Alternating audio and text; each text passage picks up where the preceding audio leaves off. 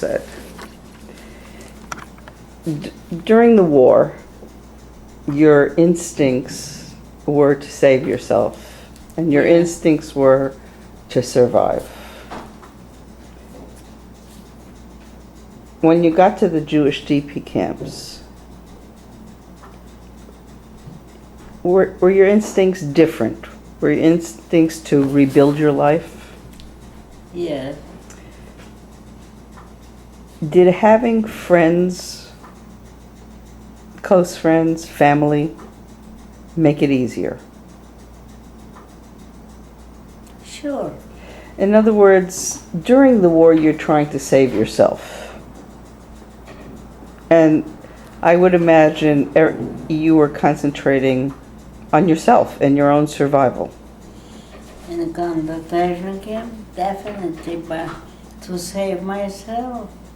Was it different? I had no close family in the concentration camp. But in the Jewish DP camps, when survival wasn't an issue,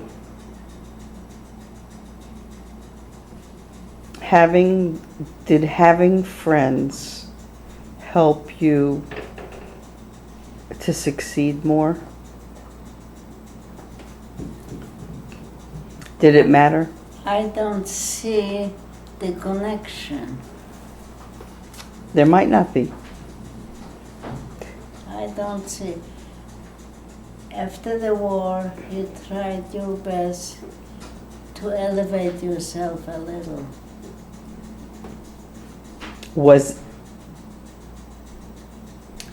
And in the beginning, it didn't matter what you did. Like I went with Lutka to that Yugoslavian guy. It didn't matter.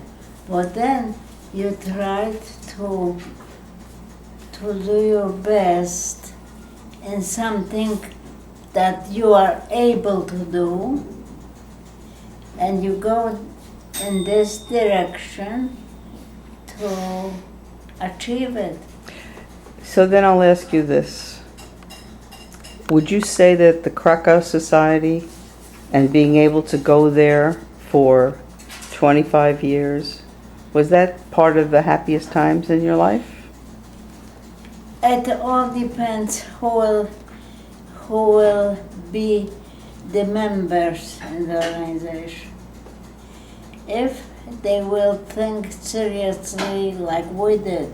No, I'm talking about when you were part of the Krakow in 1960. Were those happy years for you? Yes. Were those among the happiest years? Besides family. In other words, assuming family is first. No, talking about friendship, yes, those were the happiest years. Were they happy because you were with survivors?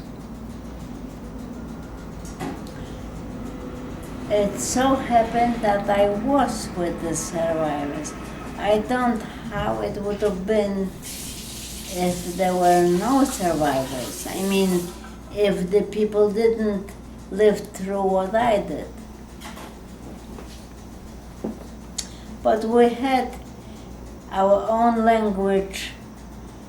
It was different with the survivors than probably with people who never went through the concentration camp.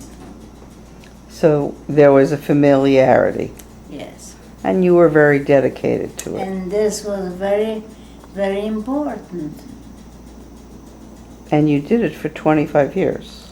Right. Maybe more. 25 years I was on the board. So it seems to me that after you had your children and your business, Yeah. you made a choice to spend your social life with survivors.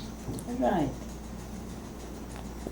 So that I didn't do it willingly, or I didn't specify that I want to live only with survivors. I mean, with Holocaust survivors. But in my life went in that direction that I always was between survivors. Can you, but what do you think the reason for that is? I don't know. You could have not gone. I don't think I would. Because survivors have the same, how can I explain to you? People who are not survivors don't have the same feelings that we have. So there's a language. Right. And I don't want to put the words in your mouth. So there's something you have in common, right? We have in common with the survivors. Right. Yeah. Tak piecze ten. To już wziąć, to już... Ale ma Pani wodę zagotowaną? Nie. Zagotowaną. I co robimy? Herbatę, kawę? Kawę.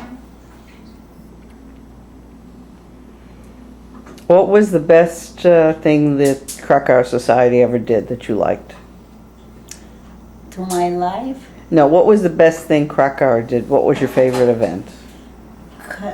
I like the Krakow Society's choice of giving charity, because they gave the charity to the people who need them the most. But what event did you like the best? What event? Yeah, what was your favorite event?